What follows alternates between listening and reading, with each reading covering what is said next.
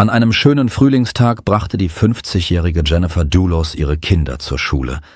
Danach eilte sie nach Hause, da sie Termine bei 2 Ärzten in New York hatte. Der eine um 11 Uhr und der zweite um 13 Uhr. Sie hatte genug Zeit, nach Hause zu fahren, ihre Sachen zu packen, in ein anderes Auto umzusteigen und loszufahren. Nach ihrer Rückkehr nach Hause verschwand Jennifer Dulos, Mutter von 5 Kindern, die unter den Folgen einer schweren Scheidung litt. Einfach. An diesem Tag erschien sie nicht zu ihren Arztterminen. Als die Nanny die Kinder nach Hause brachte, war Jennifer nirgends zu finden. Das Auto, mit dem sie gekommen war, war ebenfalls nicht da, aber in der Garage stand der Land Rover, in den sie umsteigen sollte. Ein paar Minuten später fuhr eine Freundin von Jennifer vor dem Haus vor und gemeinsam mit der Nanny riefen sie die Polizei an, um eine Vermisstenanzeige aufzugeben. Um 19 Uhr traf die Polizei ein. Jennifer hatte niemanden darüber informiert, dass sie sich verspäten würde, und ging nicht ans Telefon. Ihre Freunde hatten allen Grund, sich Sorgen zu machen. Sie wussten, wie schwer Jennifers Scheidungsprozess mit ihrem aggressiven Ehemann Fotis Dulos verlief. Fotis stammte aus Griechenland, war aber 1986 in die USA ausgewandert. Er hatte die Brown University absolviert und einen Masterabschluss an der Columbia University im Fachbereich Management und Finanzen erworben. Im Jahr 2000 heiratete er, ließ sich jedoch bereits 2004 scheiden. Im selben Jahr gründete er das Bauunternehmen Four Group, das sich mit dem Bau von Luxusimmobilien befasste. Jennifer Farber schloss 1990 ihr Studium an der Brown University ab und erwarb einen Masterabschluss im Fachbereich Kreatives Schreiben an der New York University of the Arts. Jennifers Familie verfügte über finanzielle Mittel und die nötigen Beziehungen. Ihr Onkel und ihre Tante waren Eigentümer der Bekleidungsmarke Liz Claiborne. Die jungen Leute lernten sich an der Universität kennen und verliebten sich ineinander. Zu diesem Zeitpunkt war Fotis jedoch noch nicht von seiner Frau geschieden. Die Scheidung wurde einen Monat vor der Hochzeit von Fotis und Jennifer vollzogen. Das Paar beschloss, sich im wohlhabenden Stadtteil Farmington im Bundesstaat Connecticut niederzulassen. In ihrer Ehe hatten sie 5 Kinder, 3 Söhne und 2 Töchter, darunter 2 Zwillingspaare. Fotis Geschäft florierte und die Familie fuhr oft in den Urlaub, wo sie Wasserski fuhr. Im Jahr 2012 erzählte Jennifer ihren Freunden, dass es in ihrer Ehe mit Fotis Probleme gab. Im Jahr 2017 betrog Fotis Jennifer im Urlaub mit Michelle Troconis, einer jungen Frau aus Venezuela. Ähnliches war bereits zu Beginn ihrer Beziehung vorgekommen. Den Erzählungen ihrer Freunde zufolge bereitete sich Jennifer zu diesem Zeitpunkt bereits darauf vor, ihren untreuen Ehemann zu verlassen und packte ihre Sachen. Sie verbarg, was sie über den Seitensprung wusste, um bei ihm keinen Verdacht zu wecken. Über mehrere Jahre hinweg erzählte sie ihren Freundinnen, dass Fotis begonnen hatte, sie zu kontrollieren und ihr bei Streitigkeiten mit Gewalt gedroht hatte. Schließlich nahm sie eines Tages die Kinder mit und reichte die Scheidung ein. Sie mietete ein Haus in New Canaan, Connecticut. Danach leiteten die beiden das Scheidungsverfahren und die Aufteilung des gemeinsamen Vermögens ein. Der Sorgerechtsstreit um die 5 Kinder zwischen den Ehepartnern war sehr langwierig und zermürbend. Fotis durfte die Kinder nur unter Aufsicht sehen, da er sich zunehmend aggressiver und fordernder verhielt. Seine Aggression verwandelte sich in Hass und schließlich in tödliche Gewalt. Am 24. Mai 2019 betraten Polizisten Jennifers Haus, um sich zu vergewissern, dass sie nicht vor Ort war und um nach Hinweisen zu suchen. Polizeibeamte unter der Leitung von Thomas Pattis durchsuchten das 6-zimmerige Haus und die angrenzende Garage. Im Erdgeschoss war alles an seinem Platz und nichts weckte Verdacht. Im 1. Stock war es genauso. Die Sachen waren unberührt und es gab keine Spuren von Jennifer. Auch der Keller war leer. In der Küche bemerkten die Beamten eine große Tasche, die auf dem Boden lag. Sie schien beim Eintreten auf den Boden geworfen worden zu sein. Darin befanden sich Papiere und Jennifers Jacke. Möglicherweise hatte sie die Tasche zurückgelassen, als sie nach Hause kam, um in ein anderes Auto umzusteigen und zum Arzt zu fahren. Doch dieses Auto stand noch immer in der Garage. Das Auto, mit dem sie gekommen war, fehlte. Die Polizei kehrte in die Garage zurück und untersuchte sie genauer. Bei der Untersuchung bemerkte einer der Polizisten, dass das Auto frisch gereinigt worden war. Am Heck befanden sich Kratzer und Blutspuren. Der Beamte bemerkte ein auffälliges Muster in den Kratzspuren. Die Polizisten vermuteten, dass möglicherweise Tiere von diesem Auto angefahren worden waren und das Auto anschließend in eine Waschanlage gebracht worden war. Während einige Polizisten das Auto fotografierten, suchten andere nach dem anderen verschwundenen Fahrzeug. Sie betrachteten den Fall als vermissten Fall, doch die Blutspuren am Auto wurden zu einem wichtigen Anhaltspunkt. Die Gerichtsmediziner nahmen Blutproben vom Auto und später fanden die Ermittler Blutspuren auch am Küchenwasserhahn. Außerdem entdeckten sie Blutstropfen auf dem Boden, unter der Motorhaube, an der Stoßstange und am Rad des Autos. Weitere Spuren wurden an der Tür gefunden, die von der Garage in den Flur führt. In der Küche fand die Polizei zusätzlich zu den Spuren am Wasserhahn auch Spuren auf der Arbeitsplatte, an der Tür und an den Wänden der Garage. Die Blutproben wurden zur DNA-Analyse geschickt. Wenn sie von Jennifer stammten, bedeutete das, dass jemand versucht hatte, die Spuren am Tatort zu beseitigen, dies aber nicht gut gelungen war. Zur gleichen Zeit wurde Jennifers Auto gefunden. Es stand in einem Park, 2 Kilometer vom Haus entfernt. Dort gab es keine Spuren der Frau. Es bestand die Möglichkeit, dass Jennifer etwas Schreckliches zugestoßen war. Die Ermittler richteten ihre Aufmerksamkeit auf Jennifers Ex-Mann, der in Arlington lebte. Am 25. Mai 2019 wurde er gebeten, zur Polizeistation zu kommen, um eine Aussage zu machen. Dort empfingen ihn Officer Pat und Ermittler Christopher Allegro. Fotis fragte sie, ob sie Informationen über die vermisste Jennifer hätten, worauf sie antworteten, dass die Ermittler seine Hilfe bräuchten. Zunächst war Fotis bereit zu helfen, doch sein Anwalt verweigerte die Möglichkeit, mit ihm zu sprechen. Als die Polizisten Fotis baten, sein Handy auszuhändigen, willigte er ein. Doch sein Anwalt nahm es ihm wieder weg und forderte den Ermittler auf, zunächst einen Durchsuchungsbefehl zu erwirken. Die Ermittler mussten bis 21 Uhr auf die Ausstellung des Durchsuchungsbefehls warten. Danach beschlagnahmten sie 2 Handys von Fotis. Was sie darauf fanden, trug dazu bei, ein Bild des schrecklichen Verbrechens zu zeichnen. Am Tag von Jennifers Verschwinden wurde das Signal von Fotis Handy auf dem Baugelände geortet. Den größten Teil des Tages verbrachte Fotis zu Hause in Arlington, 1,5 Autostunden von Jennifers Haus entfernt. Diese Information hätte beweisen können, dass der Mann nicht in Jennifers Verschwinden verwickelt war. Am Abend desselben Tages fuhr er jedoch nach Hartford, das 15 Autominuten von seinem Haus entfernt lag.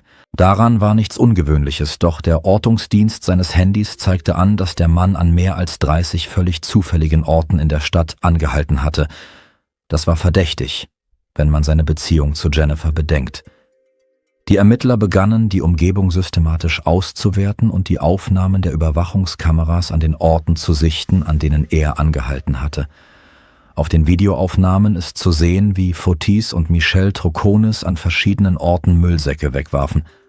Auf einem der Videos ist zu sehen, wie Fotis eine Automatte in den Händen hält, während Michelle sich bückt und etwas in einen Kanaldeckel schüttet. Die Polizei kam nach Hartford, holte alle Säcke aus den Behältern und stellte auch sicher, was in der Kanalisation entsorgt worden war. Aus der Kanalisation fanden sie einen Umschlag mit gefälschten Autokennzeichen. Diese Kennzeichen waren auf Fotis Doulos registriert. Was die Polizei in den Säcken fand, war ein erschreckender Beweis. Blutbefleckte Fußmatten, Reinigungsmittel, blutbefleckte und zerschnittene Damenbekleidung. In einem der Säcke lagen Gummihandschuhe. Sie waren blutbefleckt und enthielten möglicherweise jemandes DNA. Sie wurden zur Untersuchung ins Labor geschickt und die Ergebnisse zeigten, dass das Blut von Jennifer Doulos stammte, aber von Jennifer fehlte jede Spur. Weder die Leiche noch die Tatwaffe wurden gefunden. Wenn Fotis und Troconis tatsächlich die Spuren des mutmaßlichen Mordes beseitigten, stellte sich die Frage nach ihrem Alibi. Die Antwort lieferten Überwachungskameras. Die Beamten überprüften die Kameras von Jennifers Nachbarn und sahen etwas, das eine Erklärung liefern könnte. Auf den Aufnahmen ist zu sehen, wie Jennifer um 8 Uhr morgens vor dem Haus vorfährt.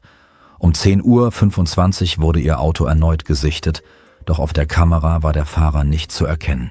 Das Auto fuhr erst viel später los, als Jennifer eigentlich zum Arzt hätte fahren sollen. Um 10:29 Uhr erfassten die Kameras, wie das Auto in Richtung Süden in den Park fuhr, wo die Polizei später Jennifers Auto fand. Um 10:38 Uhr ging ein Anruf auf Jennifers Handy ein. Der Anruf kam aus New Canaan. Um 11:09 Uhr war Jennifers Telefon vollständig ausgeschaltet. Um 11:12 Uhr ist auf den Kameras zu sehen, wie Fotis die Straße entlang fährt, in der Jennifers Auto zurückgelassen worden war. Er fuhr einen Toyota Pickup, der einem Mitarbeiter seiner Firma, Pavel Gumjeni, gehörte. An jenem Morgen fuhr dieses Auto dreimal an Jennifers Haus vorbei und wurde mehrfach bei Fotis Haus gesehen. Ein Nachbar von Fotis namens Garrison erkannte dieses Fahrzeug. Vor Gericht wurde ein Video von seiner Überwachungskamera gezeigt. Der Richter fragte ihn, warum er dieses Video an die Polizei geschickt habe. Der Mann antwortete, dass sie an diesem Tag mit Fotis gesprochen hätten und er später bemerkt habe, dass unbekannte Autos durch ihre Straße fuhren. Er wusste das, weil er bereits seit 9 Jahren an diesem Ort wohnte. Garrison erkannte Pavels Auto und berichtete, dass das Auto, das ihm folgte, gemietet war. Auch ein Nachbar von Fotis bemerkte etwas Seltsames auf den Aufnahmen seiner Kameras. An jenem Tag stieg Rauch aus 3 Schornsteinen auf, dabei herrschten auf der Straße Plusgrade und es war windstill. Bei solch einem Wetter würde wohl kaum jemand einen Kamin anzünden. Die Ermittler verglichen die Ankunfts- und Abfahrtszeiten des Pickups mit den Zeiten, zu denen die Kamine angezündet wurden. Pavel wurde verhört und im Austausch für Straffreiheit erzählte er, dass Fotis sich das Auto vorübergehend von ihm ausgeliehen hatte. Als der Mann das Auto zurückbrachte, war es komplett gewaschen. Er riet Pavel außerdem, das Auto zu verkaufen, solange noch Nachfrage danach bestand. Außerdem sagte er Pavel, er solle die Sitzbezüge austauschen, da diese abgenutzt seien. Der Mann hatte keine Ersatzbezüge und Fotis sagte ihm, er solle sie aus seinem alten Porsche Cayenne nehmen und austauschen. Fotis bat ihn, sich zu beeilen. Nun stützten die Ermittler ihre Untersuchung auf die Annahme, dass Fotis den Mord begangen hatte. Es tauchte ein neues Video auf dem Fotis mit dem Fahrrad in die Straße fährt und wartet, bis Jennifer nach Hause kommt. Höchstwahrscheinlich versteckte er sich in der Garage und stürzte sich auf sie, als sie eintrat. Er tötete sie und beseitigte anschließend sorgfältig die Spuren am Tatort. Danach fuhr er in den Park und ließ dort das Auto stehen. Die Ermittler fanden ein Motiv, ein günstiges Gelegenheitsmoment und materielle Beweise für das Verbrechen. Doch die Leiche des Opfers wurde nie gefunden. Auf der gefundenen Kleidung befand sich Jennifers DNA und niemand hätte einen so enormen Blutverlust überleben können. Die Frau war tot und die Ermittler hatten keinen Zweifel daran, wer sie getötet hatte. Am Tag des Mordes befand sich Fotis Telefon in seinem Haus. Er erhielt einen Anruf. Die Polizei fand heraus, dass Troconis den Anruf entgegennahm, um Fotis zu decken. Während des Verhörs sagte sie, dass sie das nicht getan habe. Sie habe ihre Tochter zur Schule gebracht und Besorgungen gemacht. Am 1. Juni 2019 wurden Fotis Doulos und Michelle Troconis festgenommen und wegen Fälschung von Beweismitteln in einem Mordfall angeklagt. Beide lehnten ein Geständnis ab und wurden gegen Kaution freigelassen. Die Suche nach Jennifers Leiche ging weiter. 2 Männer spazierten auf dem Gelände eines geschlossenen Engelclubs in Connecticut umher und fanden etwas Verdächtiges.